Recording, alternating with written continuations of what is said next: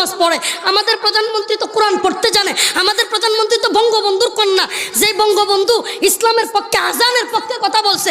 আজকে আপনারা আমাদের প্রধানমন্ত্রীরা নাস্তিক বানায় দেন, এটা তো আমাদের কিছু করার নেই।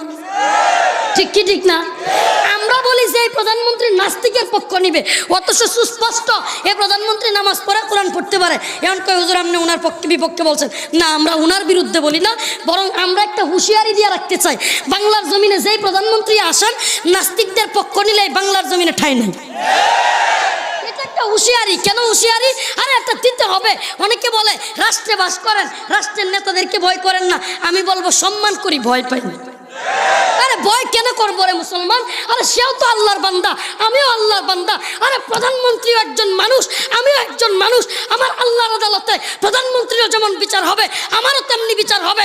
আল্লাহ তাআলা বলছেন ওয়ালা তাজিরু ওয়াজিরাতু বিজরা উখরা, একজনের বিচার অন্যজনের হবে না। তার মানে উনার বিচার আমার হবে না, আমার বিচার উনার হবে না।